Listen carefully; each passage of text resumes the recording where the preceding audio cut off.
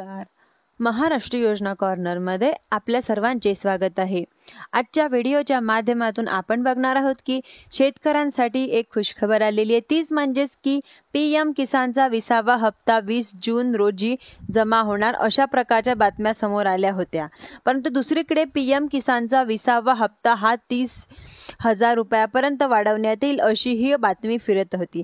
त्याचं कारण असं आहे की उपराष्ट्रपती जगदीप धनखड यांनी 8 जून रोजी एक भाषणात केंद्र सरकारनं PM किसानचा निधी जो काय आहे तो वार्षिक 30,000 रुपये करावा अशा प्रकारची एक सूचना केली होती. आणि त्यामुळे या चर्चेत सुद्धा उदाहरण आलेलं आहे की PM किसानचा जो काही हप्ता आहे, जो 20वा हप्ता आहे, आता 30,000 रुपये केला जाईल. तर यामध्ये किती शक्यता आहे, किती हजार रुपये PM किसानचा हप्ता होऊ शकतो. दुसरीकडे PM किसानचा जो काही 20वा हप्ता आहे तो 20 जून रोजी म्हणजेच परवाच्या दिवशी शेतकऱ्यांच्या खात्यांवरती जमा होईल असं सगळ्यात सांगितलेलं होतं. परंतु अजून देखील जमा झालेला नाही. कारण आजची 25 तारीख आहे, अजून देखील शेतकऱ्यांच्या खात्यांवरती जमा झालेला नाही.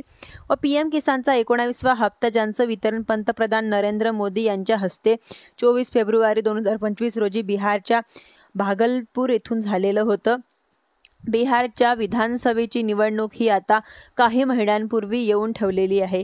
त्यांच्यामुळे बिहारकडे मोठ्या प्रमाणात पंतप्रधानांचं आणि त्यांच्या पक्षांचं लक्ष लागून राहिलेलं आहे. अर्थातच यांच्यामध्ये राजकीय हेतू अर्थातच आहे की दुसरीकडे असंही बोललं जात आहे की 20 जून रोजी पंतप्रधान बिहारचे सिवान भागात एक दौऱ्यावर होते. परंतु या भागात पंतप्रधान नरेंद्र मोदी PM किसानच्या 20व्या हप्त्याचे वितरण सुद्धा करतील. परंतु अशी शक्यता वर्तवली जात होती. परंतु अजून देखील PM किसानचा हप्ता देखील त्यांना जमा झालेला नाही. पंतप्रधानांच्या बिहारमध्ये त्या दौऱ्यामध्येही शेतकऱ्यांना खुश करण्याचा प्रयत्न केला गेलेला होता.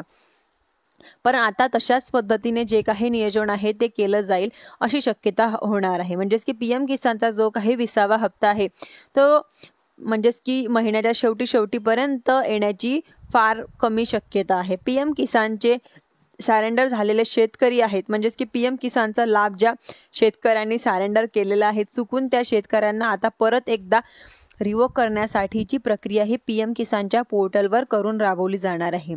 त्यामुळे आता हे रिवोक झालेले आहे जे काही शेतकरी आहेत त्यांनाही नव्याने लाभ दिला जाणार आहे. धन्यवाद.